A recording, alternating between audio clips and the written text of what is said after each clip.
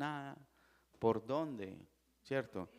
Entonces yo quiero que entendamos que la palabra de Dios ya fue dada, los 70 años ya fueron cumplidos de tu cautiverio, pero que hay que hacer de ahí para allá, ¿cierto? Nehemías, ¿qué hizo? Entonces pidió cartas, llevó madera, llevó materiales, empezó a reconstruir el templo, perdón, los muros.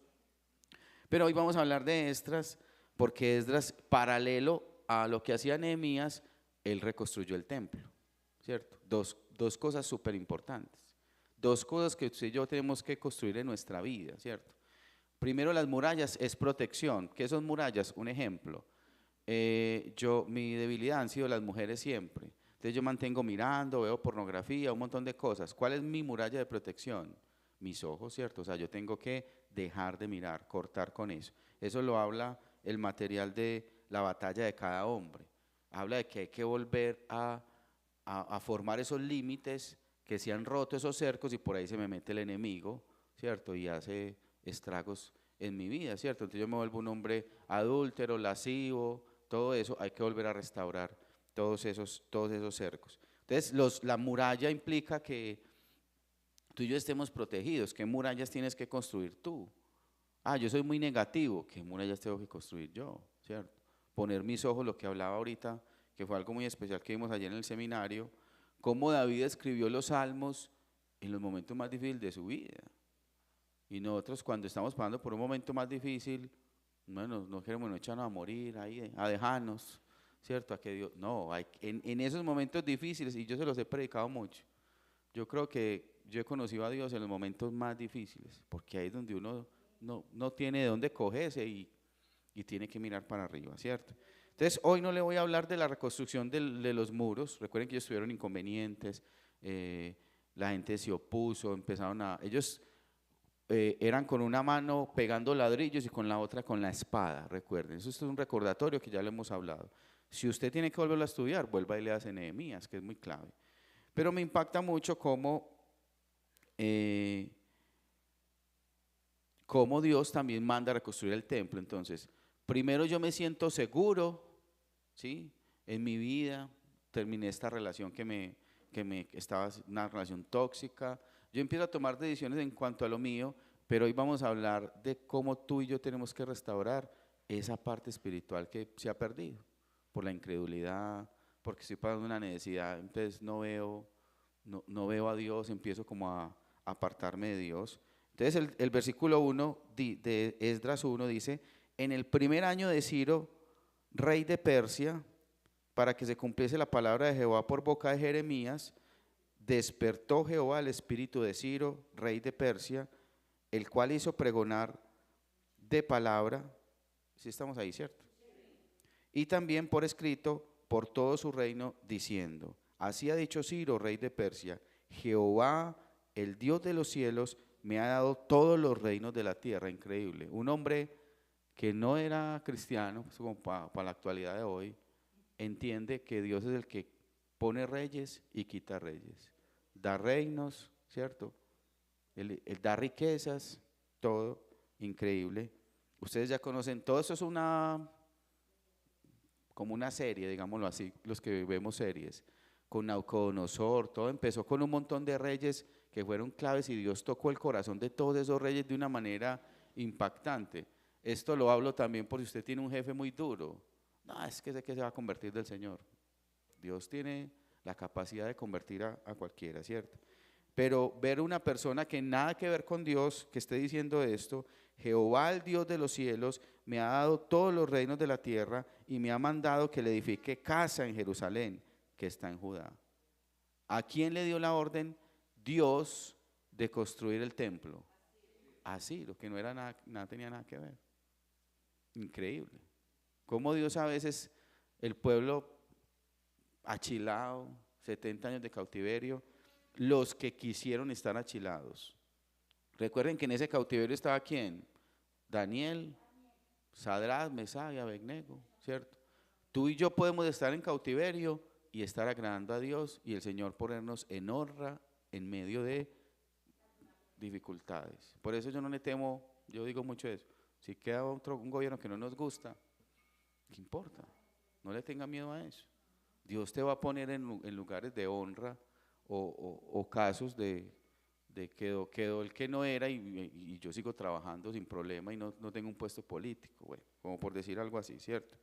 Entonces que usted y yo podamos entender cómo Dios tuvo que llamar a un hombre que no era de Dios y darle una orden para poder impactar, me imagino para que los israelitas creyeran. ¿Qué pasó en ese exilio?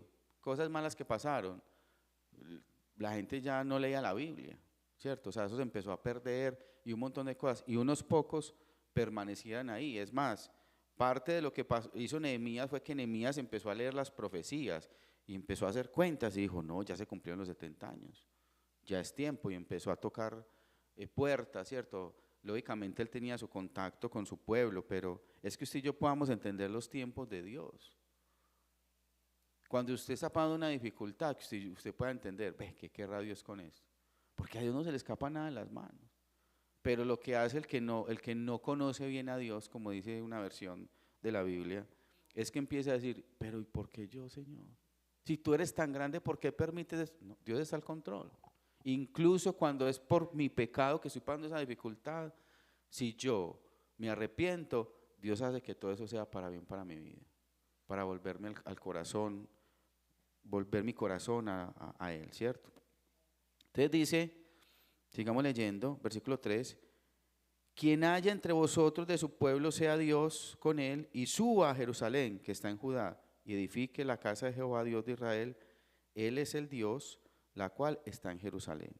Y todo el que haya quedado en cualquier lugar donde more, ayúdele los hombres a su lugar con la plata, oro, bienes, ganados, además de ofrendas voluntarias para la casa de Dios, la cual está en Jerusalén. Que usted y yo podamos decirle, Señor, danos un corazón como este. Aquí a veces falta una cosa y usted no es capaz de. Me encanta eso. Tatiana dice, en estos días me tocó pellizcarme porque me pasa como a Raúl, que María Eugenia nos cuenta, se dañó una lámpara en la casa. Eso duró como un mes allá dañado y Tatiana, ay, eso hace tanta falta. Ella empieza a echar en directas, ay, cierto, hasta que un día se enojó. No, me va a tocar llamar a Manuel. Ella llamó un día a Manuel a que le pegaron unos cuadros pero vaya que falte algo aquí en la iglesia.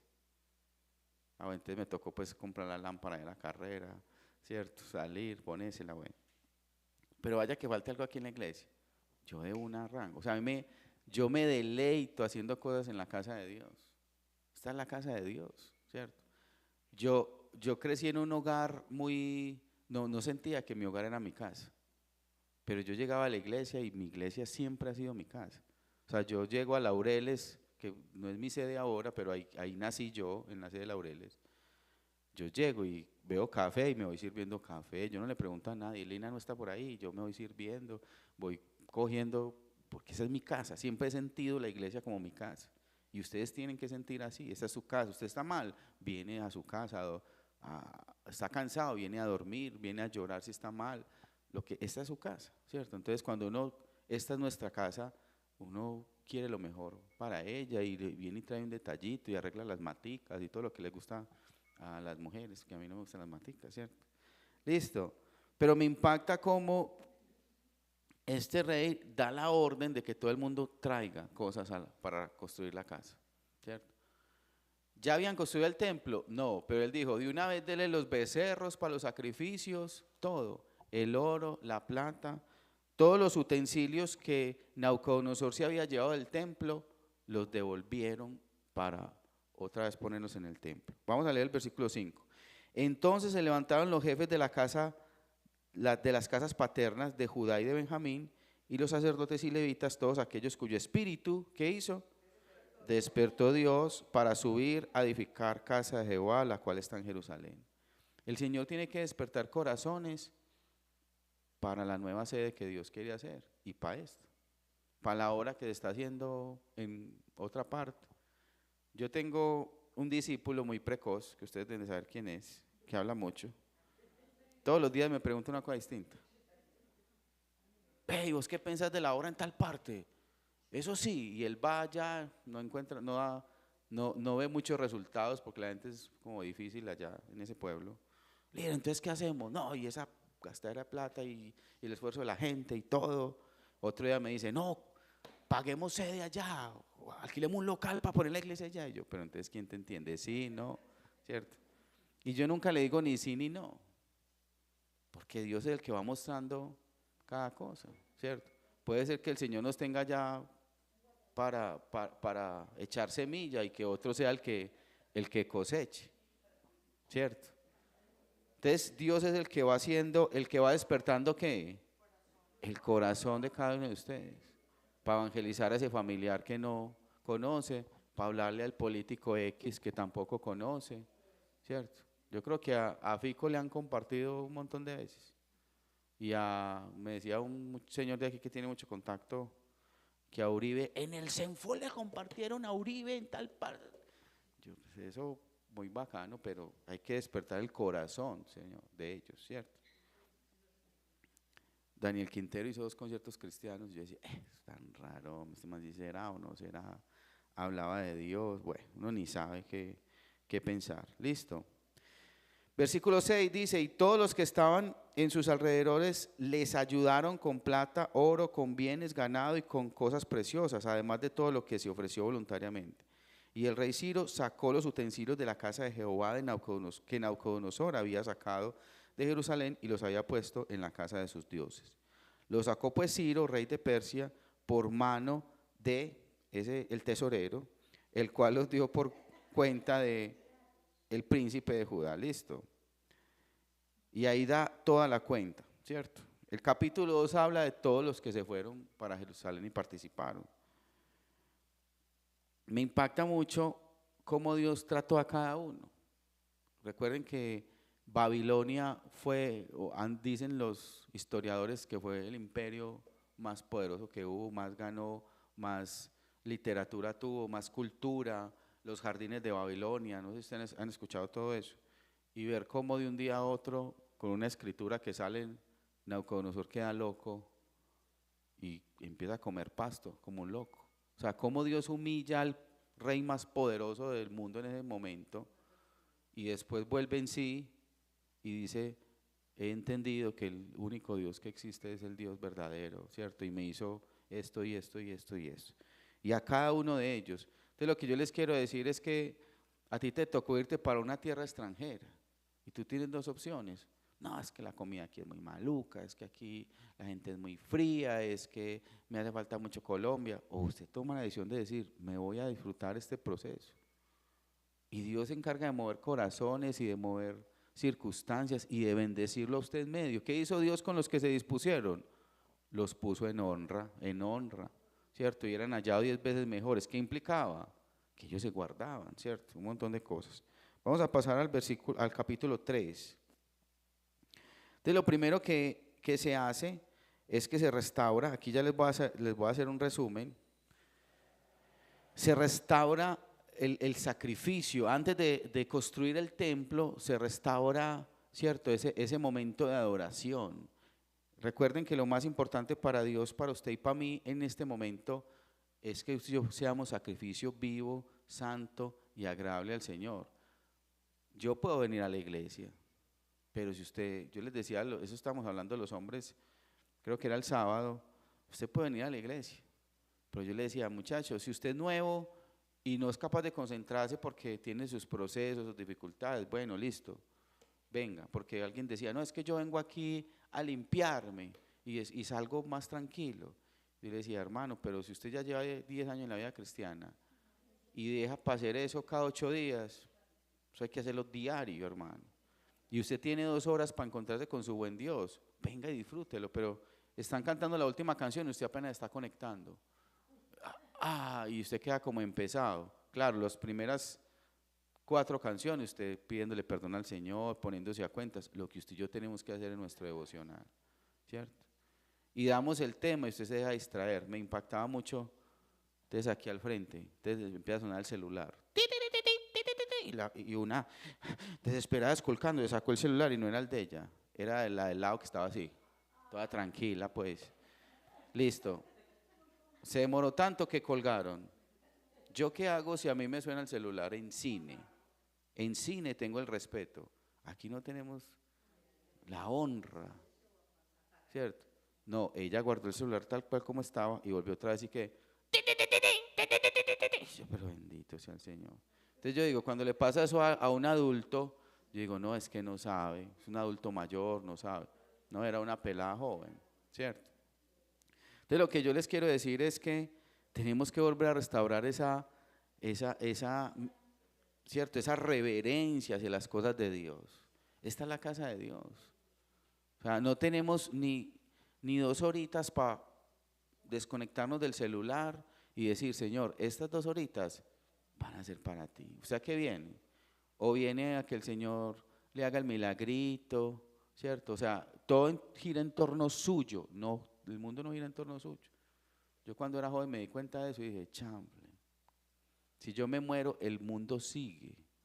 O sea, nosotros no somos los protagonistas, Él es el protagonista. Entonces, si usted y yo tenemos esas 2 horas para estar con Él, disfrutémosla, ¿cierto? He hablado mucho del Shema, ¿cierto? El Shema era algo que practicaban diariamente, que era escuchar, ¿cierto? Escucha, oh Israel, Jehová uno es. Los israelitas se dedicaban a tener un tiempo de escuchar a Dios. Nosotros hablamos mucho, mucho, y no hacemos sino hablar, pero no tenemos la capacidad de escuchar. Hay una cosa que practicamos en Abba Padre, se llama la oración escucha. 1, 2, 3 por Mauricio. Tranquilo, yo no soy así tan intenso. Listo. Era un ejemplo, un ejemplo. Dentro de 8 días doy el ejemplo con un muchacho. Es algo que practicaban todos los días, ¿cierto? Y en Abba Padre estábamos ahí reunidos y decían, listo, vamos a orar. Y el orar era quedarnos en silencio. Nadie decía una sola palabra. Listo, ya. ¿Qué te dijo el Señor? Y nadie oró nada. No, el Señor me dio esta imagen de tal cosa, tal otra. Nos cuesta hacer eso. Usted y yo, vea, Señor, listo. Lo primero que yo tenemos que restaurar es que el sacrificio, el altar. Recuerden que usted no necesitaba un templo para presentar el sacrificio.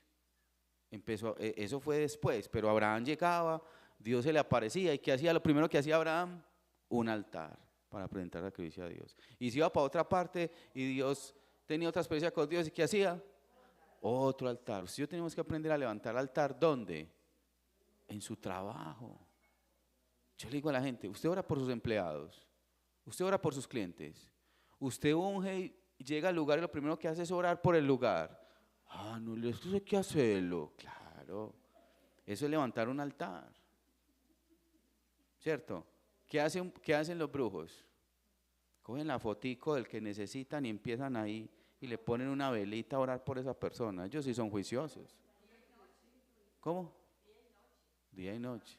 Si yo tenemos que hacer lo contrario, para bendecir a su jefe, para que le vaya bien, para que deje la moza, para que no sea corrupto, para lo que sea. Y el Señor empieza a tocar el corazón de esa persona. Para eso nos puso Dios ahí. Ni siquiera por el sueldo suyo, no, para que usted impacte la vida de otros. Y cuando usted impacta la vida de otros, Dios se encarga de sus necesidades. Versículo 12, capítulo 3, versículo 12. Pero vamos a leer desde el versículo 10. 10 dice, y cuando los albañiles del templo de Jehová echaban los cimientos, pusieron a los sacerdotes vestidos de sus ropas y con trompetas, y a los levitas hijos de Asaf con címbalos para que alabasen a Jehová, según la ordenanza de David, rey de Israel. Y cantaban y alabando y dando gracias a Jehová y diciendo, porque Él es bueno, porque siempre es su misericordia sobre Israel. Y todo el pueblo aclamaba con gran júbilo, alabando a Jehová porque desechaban los cimientos de la casa de Jehová. Aquí no, creo que la construcción del templo fue muy rápida, no fue como en otras ocasiones que se demoraron mucho. La construcción de los muros fue extremadamente rápida, o sea, porque ellos decían, si no ellos trabajan casi que día y noche para construir eso. A veces hay momentos en que si yo tenemos que tomar y ser muy intencionales. Versículo 12, y muchos de los sacerdotes, de los levitas y los jefes de las casas paternas, ancianos, que habían visto la casa primera, viendo echar los cimientos de esta casa, que hicieron, lloraron en alta voz, mientras muchos otros daban grandes gritos de alegría. Dice que los jóvenes gritaban de alegría y los ancianos lloraban por recordar la primera casa, ¿cierto? Pero todos estaban como en un mismo sentir. Vamos al capítulo 4. Dice, los adversarios detienen la obra. Bueno, no, eso no lo vamos a leer. Los adversarios como cosa rara, cuando usted y yo empecemos, no, yo voy a empezar a hacer algo bien, inmediatamente usted va a encontrar el metido, el chismo. Jefe, vea, es que fulanito a mediodía saques que tiempo para orar, y aquí que está prohibido todo eso. No falta el metido, pues que, ¿cierto? Jefe, es que vea, fulanito se fue temprano los martes porque va, es que para un grupo allá en la iglesia, no, aquí hay que quedarnos trabajando, hay muchas cosas que hacer. ¿Y a usted qué le importa, compadre? Viva su vida, ¿cierto? Y aquí, como cosa rara, entonces empezaron, se reunieron, enviaron cartas y lógicamente esto pasa en muchos años, ¿cierto? Ellos empezaron a reconstruir y pararon la obra, ¿cierto? Entonces, ¿qué les tocó a ellos? ¿Qué hicieron los israelitas? ¿Cómo? Se dejaron amedrentar. No, es que me van a echar. No, mejor no hagamos eso. No, me van a echar y yo ahorita con 3 bocas que alimentar en la casa. No. Y dejaron amedrentar y se quedaron quietos. En el capítulo 5 habla de que Dios envió 2 profetas, a Ageo y a Zacarías, ¿cierto? Y ellos empezaron a profetizar a los judíos que estaban en Judá y en Jerusalén en el nombre de Dios de Israel, quien estaba sobre ellos. Dice el versículo 2. Entonces se levantaron Zorobabel, hijo de Salatiel, y Jesúa, hijo de Josadac, y comenzaron a reedificar la casa de Dios que estaba en Jerusalén, y con ellos los profetas de Dios que les ayudaban. Volvió y se levantaron la gente a poner problema, y ellos empezaron, digámoslo así, a hacer cosas legales. El versículo 5 dice, el capítulo 5, perdón, Esdras 5:5, mas los ojos de Dios estaban sobre los ancianos de los judíos y no les hicieron cesar hasta que el asunto fuese llevado a Darío, y entonces respondió por carta sobre esto. ¿Quién dio el decreto de construir el templo? Y ya estaba, era Darío. Darío ni se acordaba nada. Entonces a Darío en el capítulo anterior le dijeron, vea, van a reconstruir esta ciudad, antes tenía estas y estas características, ellos van a dejar de pagar impuestos. Entonces Darío dijo, bueno, mucho, ¿cuántos son? Uy, no, esa plática es mucha plática, no, pare la obra. Entonces ellos tuvieron que enviar una carta y decirle, vea, hágame el favor, rey Darío, y usted va a mirar en los tesoros y va a encontrar que el rey Ciro en el año primero dio la orden de reconstruir el templo, ¿cierto? Vamos al capítulo 6, versículo 1, dice, entonces el rey Darío dio la orden de buscar en la casa de los archivos donde guardaban los tesoros allí en Babilonia. Y fue hallado, ¿cierto? El versículo 3 dice, en el año primero del rey Ciro, el mismo rey Ciro dio orden acerca de la casa de Dios, la cual estaba en Jerusalén, para que fuese la casa reedificada como lugar para ofrecer sacrificios, y que sus paredes fuesen firmes, su altura, empieza a dar ahí como un montón de instrucciones, ¿cierto? Dice, y que el gasto sea pagado por el tesoro del rey, dice el versículo 4.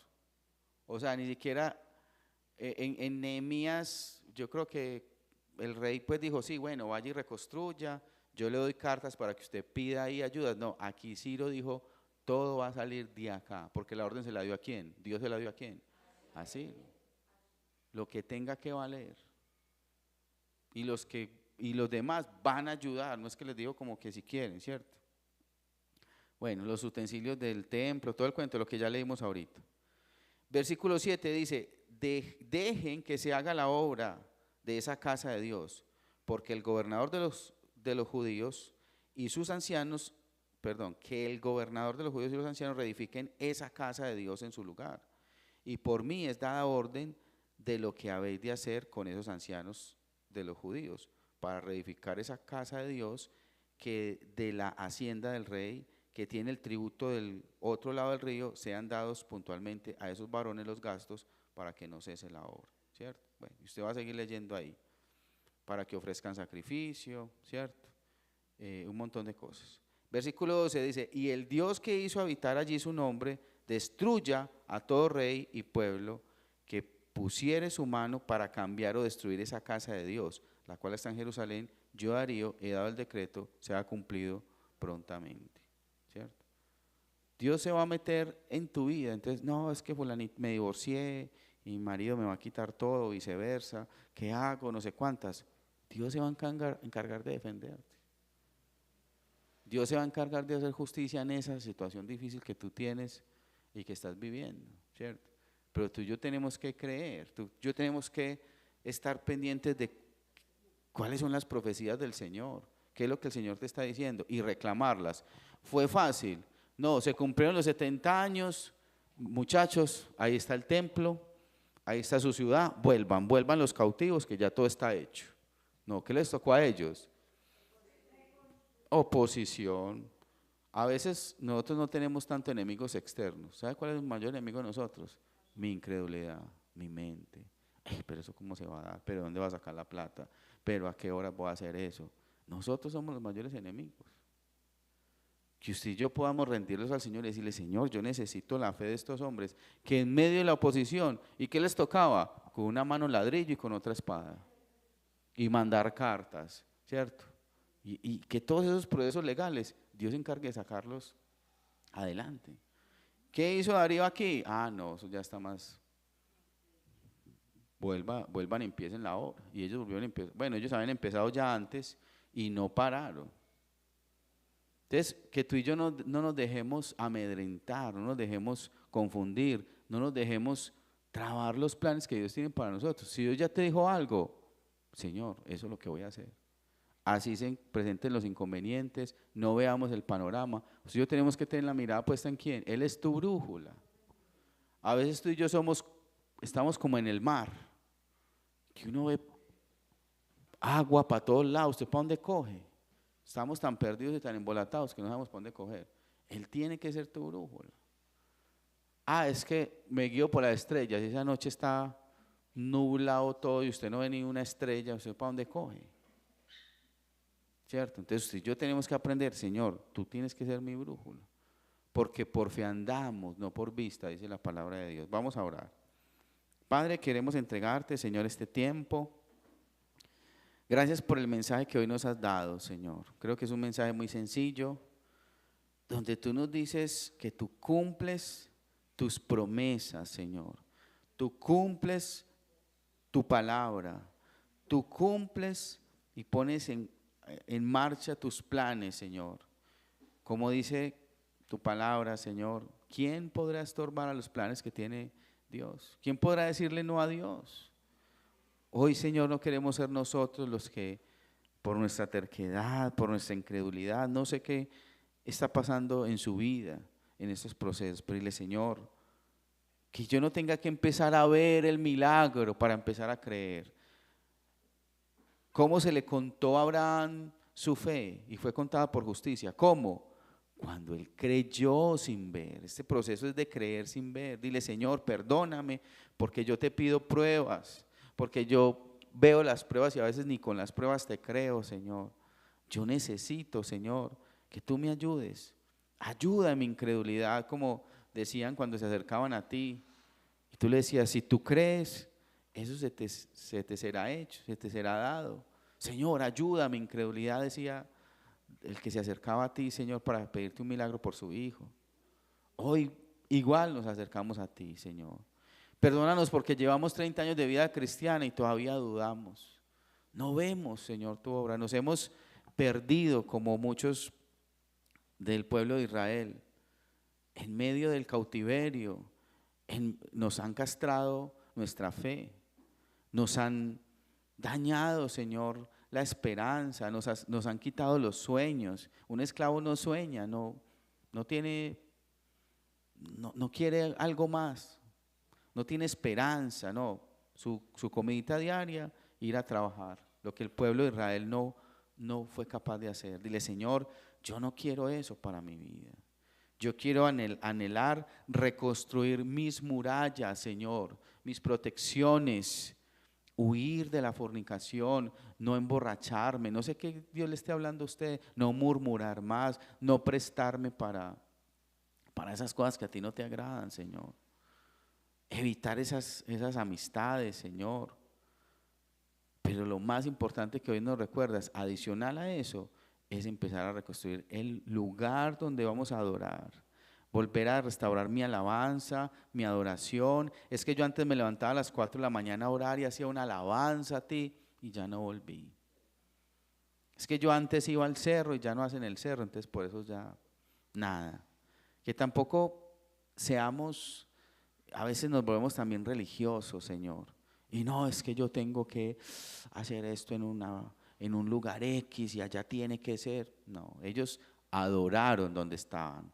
Hicieron sacrificios como Abraham, como Isaac, como Jacob. Todos ellos hacían eso. Ellos no necesitaban templo, porque a veces nos limitamos por las formas.